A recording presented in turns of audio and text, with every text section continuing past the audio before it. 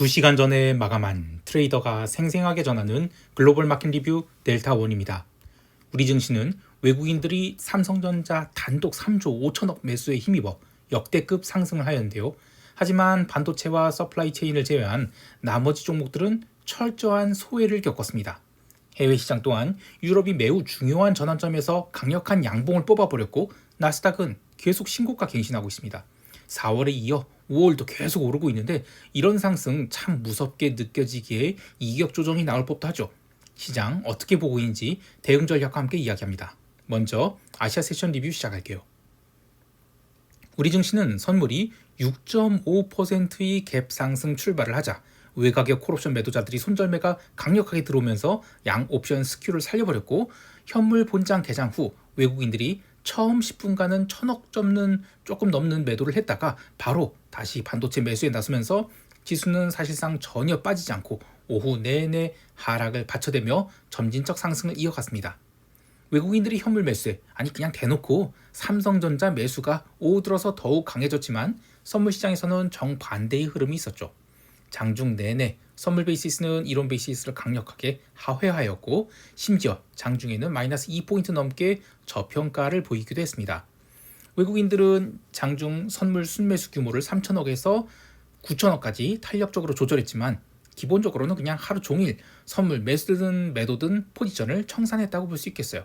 그러다가 이제 오후 2시 48분 외국인들은 현물 매수의 강도가 더욱 강화된데도 불구하고 9천억까지 순매수한 선물을 급격히 청산하여 마감때는 순매도 2조 3천억으로 돌려버렸습니다. 외국인들이 이틀 동안 현물을 7조가량 담았는데 다른 종목으로의 의미 있는 규모의 매수세가 확산되지도 않았고 그저 반도체만 담았지만 외국인들이 한번 제대로 매수가 들어오면 어느 정도의 화력을 보여주는지를 확인한 셈이기에 이제 매수 좀 들어온다 싶으면 일중 외국인 순매수 3조 이 레벨은 새로운 어떤 기준으로 삼아야 될 것 같아요. 하기사 선물이 400포인트 하던 시절에 외국인들이 대량 매수 들어오면 한 2조 정도 들어오곤 했죠. 이제는 선물이 2배가 넘게 올랐으니 하루 2, 3조 들어오는 것은 일도 아니겠습니다. 외국인들이 현물 매수와 달리 선물은 하루 종일 미결제 약정이 빠졌어요. 오후 2시 48분까지 미결제 약정이 선형적으로 빠지면서 매수자와 매도자 모두가 청산하는 모습이었는데요.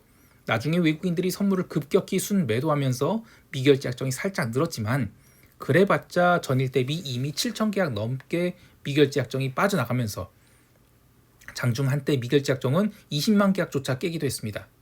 이렇게 선물 시장에서 외국인들이 선물 미결을 왜 늘리지 못할까를 생각해 보면 이런 초강세장에서 굳이 해지를 적극적으로 하지 않는 것도 있을 수 있겠지만 명목 금액이 이렇게 증가했다고 하면 투기 거래조차 한 계약기 포지션이 무게가 과거 선물이 400포인트 하던 시절과는 완전히 다르기 때문에 쉽게 미결을 쌓지 못한다 이런 생각도 들고요.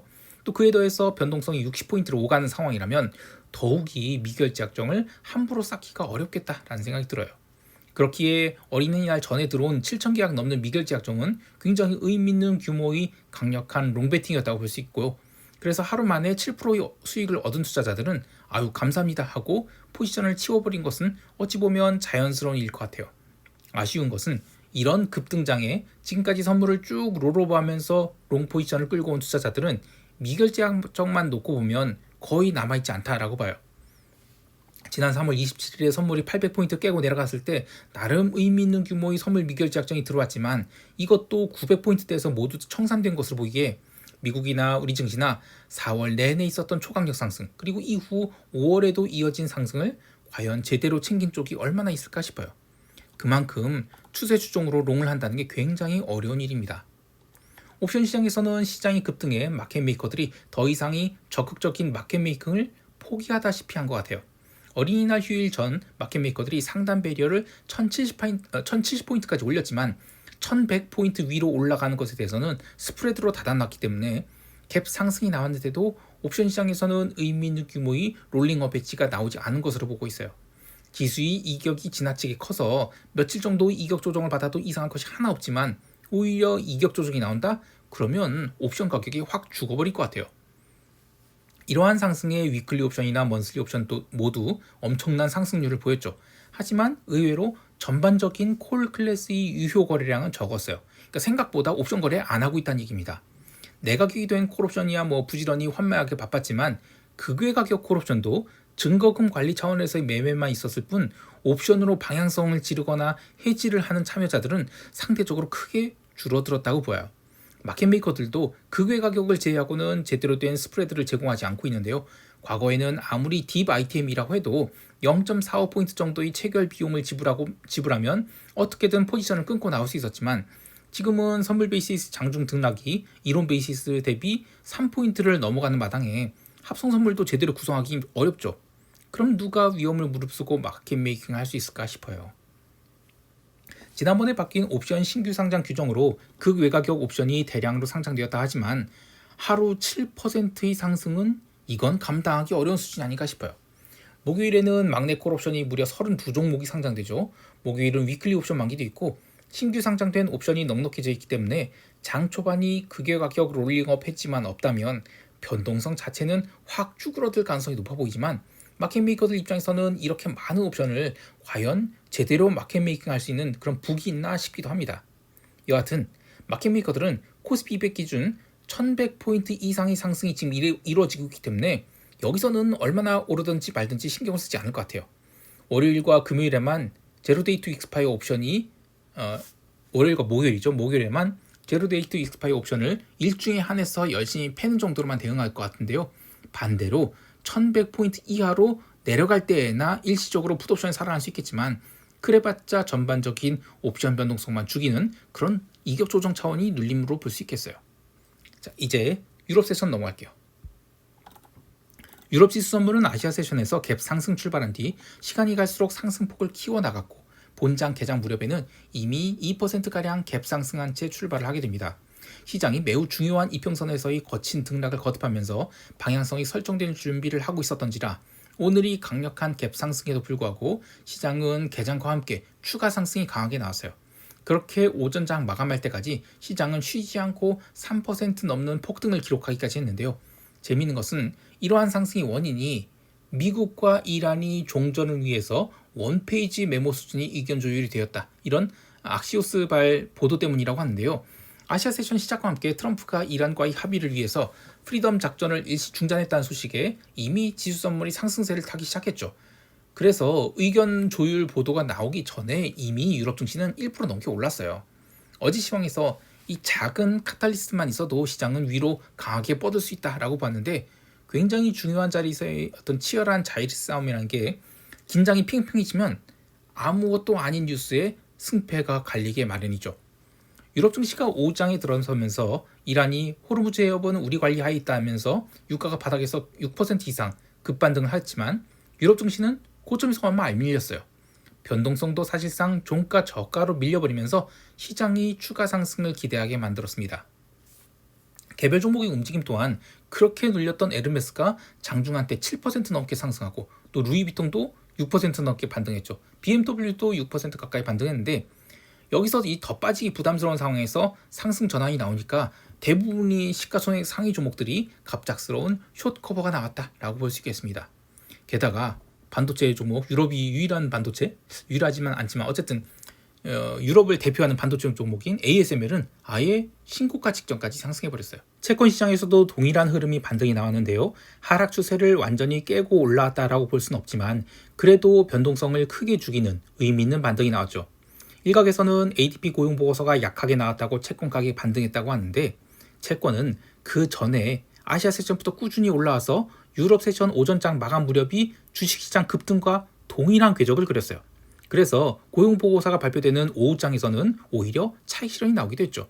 트레이더의 관점에서 보면 유럽 증시 강한 스퀴즈성 상승 그리고 유가 하락 이런 것들이 유로존 채권 시장이 급반등을 유도했고 그것이 글로벌 채권 시장이 하락을 저지하는 그런 역할을 했지만 금리 하락세가 완전히 꺾일 정도의 상승세인지는 여전히 불명확해요. 그냥 변동성 밴드의 상단을 올라갔다가 이제 어느 정도 내려왔다 이 정도로만 보고 있습니다. 채권 변동성 지수인 무브 인덱스는 8% 하락한 70.63포인트로 마감했고 이는 5월의 상승분을 모두 반납받은 셈인데요. 트럼프가 이란과의 합의에 48시간 줬죠. 근데 시장 돌아가는 분위기 보면 이제는 미국과 이란 전쟁 이슈는 더 이상 의미 있는 영향을 주지 않는 것 같아요. 그래서 채권 시장이 이후에도 약세를 보인다? 이거는 정말 의미 있는 하락 지속이 될 것 같습니다. 그래서 요지는 채권 가격은 아직은 위로 돌지 않은 것 같다 이렇게 보고 있어요. 동아시장에서도 주식시장이나 채권시장 같은 미국과 이란이 갈등 해소 트레이딩이 동일하게 나타났습니다. 아시아 세션부터 비달러 바스켓이 강세를 보이기 시작해서 아시아 세션 오후장에 먼저 엔화가 강한 상승을 보였고 이후 오지 달러를 포함해서 유로화와 파운드화까지 유럽 세션 오전장에 폭등을 했으나 유가가 반등하기 시작하자 비달러 바스켓은 상승분을 반납하기 시작해서 유럽 세션에서의 상승분은 대부분 반납했습니다. 상품 시장을 보면 아시아 세션 시작과 함께 유럽 유가가 다시 100달러 선으로 밀려난 뒤 유럽 세션 시작까지 한참 횡보를 하다가 유럽 증시가 강세를 이어나가자 98달러 선으로 밀려났고 이후 미국과 이란이 원페이지 메모 합의문 교환 소식이 전달되면서 유가는 순간적으로 13%가 넘는 하락이 나왔습니다. 그렇게 유럽 세션 점심때까지 강력한 유가 하락이 있었지만 이후 이란 혁명 수비대가 호르무즈 해협 통행청을 설립했다면서 여전히 자유로운 통행이 불가하다는 뉘앙스를 주니까 바닥에서 6% 넘는 반등이 나왔죠. 기름 변동성이 OVX 인덱스 또한 유가가 그렇게 빠졌음에도 불구하고 고작 3.2%밖에 빠지지 않은 72.34포인트를 마감했어요. 원유선도 곡선 또한 근월물 중심으로만 눌려서 스프레드가 3.5달러까지 붙었는데요. 유가가 쉽게 하락 전환하지 않겠다는 의미죠. 한편 유가의 하락과 함께 농산물 가격도 일주일간의 상승분을 몽땅 돌려주는 그런 하락이 나왔는데요. 옥수수와 소맥이 롱포지션 잡고 나서 딱 하루만 이익이 나고 순식간에 눌림이 나와버렸죠. 근데 어차피 맛보기로 조금만 잡은 데다가 인플레이션 이슈는 계속될 것이라고 보기 때문에 목요일에 농산물 롱포지션 좀 더 늘릴 생각이에요. 호르무즈 해협 통행이 재개된다면 비료 공급이 원활해질 수 있어서 농산물 가격이 밀렸다라고 하는데 글쎄 저는 앞으로의 원자재 공급망은 재점검 핑계를 대서라도 전반적인 공급 가격은 레벨업이 된 상태를 유지하지 않을까 해요. 자, 이제 미국 세션 넘어갈게요.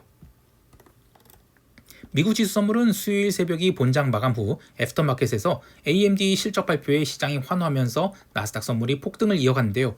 목요일 아시아 세션 시작 후 트럼프가 이란과의 합의를 위해 이른바 그 자유통행 작전 그것을 일시 중단한다고 하면서 추가 상승이 나왔고 또 유럽 증시가 갭상승 출발하고도 계속해서 상승폭을 키워나가니까 미국 지수 선물도 함께 추가 상승을 이어갔어요.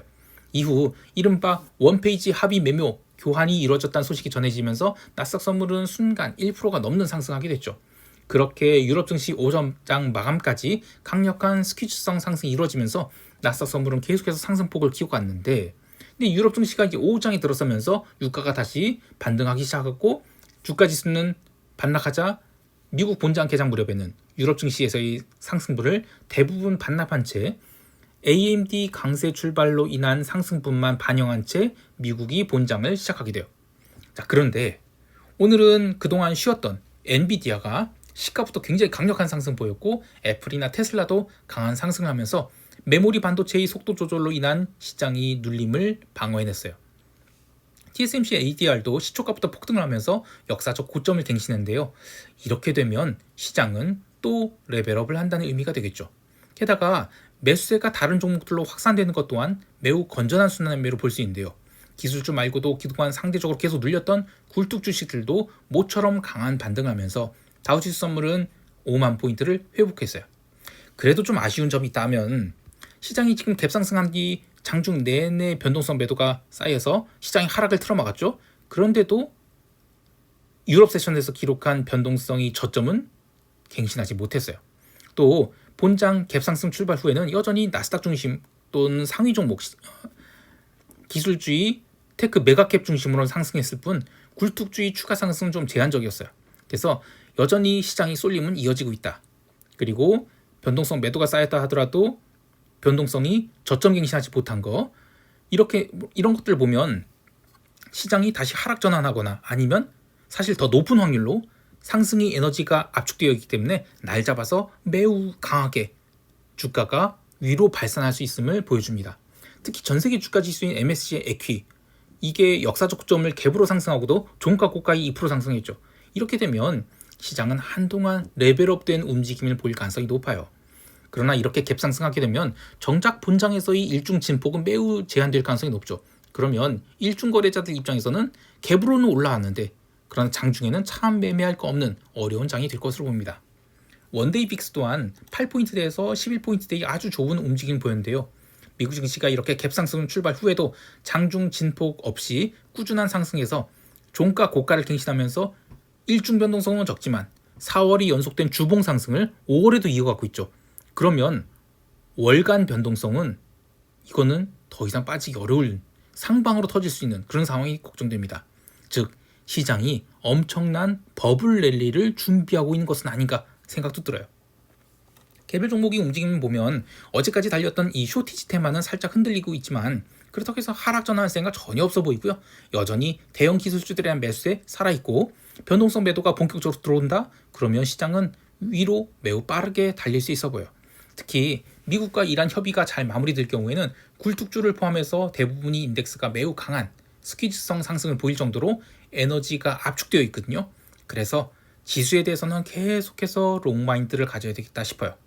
다만 이제 어제 기름 주식들이 제법 의미 있는 음봉을 보이긴 했는데 그래도 정확히 말하면 유럽 세션에서의 원페이지 메모 교환 이슈로 갭 다운한다면 더 이상 빠지지 않고 있죠. 그래서 호르무즈 해협 통행이 재개된다 하더라도 유가가 다시 $80 깨고 내려갈 생각 이거는 없다라고 봐야 될 것 같아요. 자, 이제 시장 총평하면서 대응 전략 이야기할게요. 방금 마감한 야간 선물 시장에서는 코스피 선물이 또 2% 넘는 상승을 기록하기도 했는데요. 글로벌 증시가 추가 상승을 이어가고 있는 상황에서 유럽도 매우 중요한 상승 전환이 있었지만 우리 시장을 끌어올리는 주된 동력이었던 메모리 반도체를 포함한 이른바 이 쇼티지 테마가 살짝 눌린 것으로 보고 있어요. 그래서 우리 시장은 장중에 한해서는 얼마든지 조정을 줄 수 있다라고 봐요. 그렇다 하더라도 이격 조정 차원에서의 하락 정도로만 눌림을 생각하고 있는데요. 사실 그보다 더 가능성이 높아 보이는 것은 우리 시장에 외국인들이 얼마나 들어올 것인지에 따라서 생각하지 못한 추가 상승이 나올 수 있다는 점이에요. 다만 추가 상승이 나올 경우 과연 우리 증시가 MSCI 에퀴 대비 또는 나스닥 대비 얼마의 민감도를 보일 것인지가 궁금한데 현재의 변동성을 고려하면 그래도 3% 정도의 상승이면 오늘이 일중 최대 상승분을 기록하지 않을까 해요. 그러니까 3% 올라가면 이제는 콜매도지 싶어요. 자, 또 하나 볼 것은 전일 미국 증시 상승은 메모리가 아니라 엔비디아와 애플, 구글, 테슬라, 메타 이렇게 그동안 상대적으로 눌렸던 종목들이 강세를 보였죠. 시장이 온기가 확산되고 있다고 볼 수 있어요. 이것은 우리 증시에서도 외국인들이 삼성전자를 제외한 다른 인덱스 종목들에 대한 매수를 보일 가능성에 대해서 그리고 거기에 더해 코스닥 시장에도 온기가 확산될 가능성을 좀 보여준 것 같은데 근데 제가 이제 코스닥에 대해서 자신이 없는 게 그 4월에 삼천당 제약 사태가 있었죠. 이때 이후로 코스닥 150 인덱스가 완전히 다 망가져 버렸어요. 그래서 인덱스를 추종하는 애들 입장에서도 이거 함부로 인덱스를 살리지는 못하겠는 거예요. 저도 마찬가지로 코스닥 150 롱을 잡을 자신이 없습니다.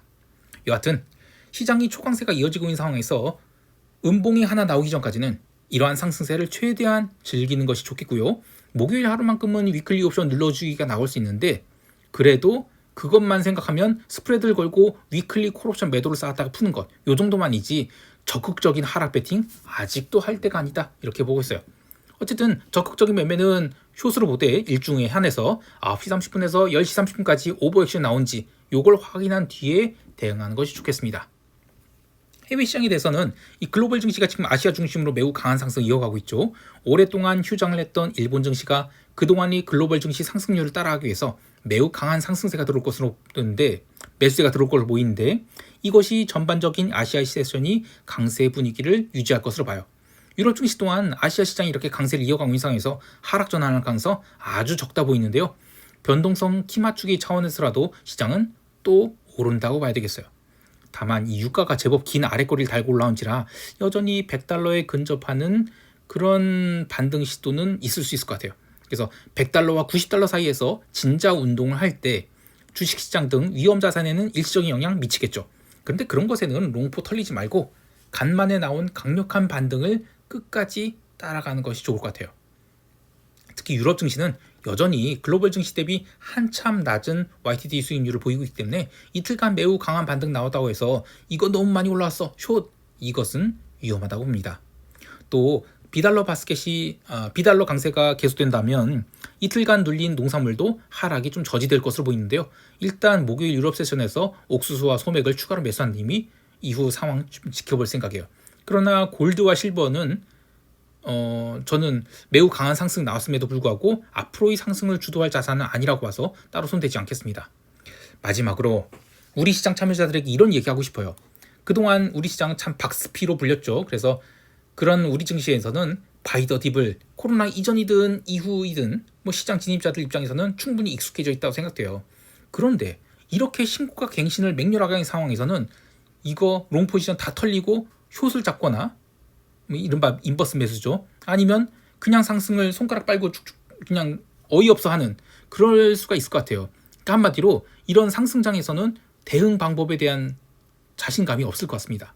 자, 그럴 때 시장이 기본을 생각해보자 라는 얘기를 해볼게요. 시장을 선도하는 주식이 여러 가지 있을 때 1등 주식, 2등, 3등 뭐 이렇게 있으면 무조건 1등 주식에 붙어야죠. 지금 이 글로벌 1등주는 한국증시예요. 게다가 작년부터 원래 글로벌 투자자들 사이에서 이머징에 대한 선호가 생기기 시작했는데 올해는 아예 연초부터 대놓고 DM 패고 EM 사고 있죠. 이제 DM도 빠르게 반등해버린지라 눌렸던 2등주가 다시 올랐다? 그러면 1등주 팔고 2등주 사야 되나? 아니죠. 시장이 안정화됐다고 보고 다시 1등주를 더 붙여야 되는 겁니다. 우리 시장이 이렇게 강세가 된 것이 도저히 적응이 안 되는 상황이지만 또 우리 증시가 여전히 고베타 시장이라고 생각되긴 하지만 그래도 지금 상황에서는 글로벌 선호도 1등 지수라는 것을 잊지 말고 그에 맞게 강세 대응하는 것이 좋겠습니다. 마지막으로 시황이 스크립트를 한국시장 개장 전에 보기를 원하시는 분들은 이 네이버에서 델타원 글로벌 검색하셔서 이 네이버 프리미엄 콘텐츠 가입하시면 텔레그램 메신저로 한국시장 개장 전이나 영상이 올라가기 전에 미리 시황 스크립트를 보내드려요. 저는 굉장히 좋다고 생각하는데 또 나름대로 정성껏 작성한 스크립트이기 때문에 많은 분들이 가입해 주셨으면 좋겠습니다. 자, 오늘 하루도 성공 투자하시길 바라면서 이상 델타원이었습니다. 감사합니다.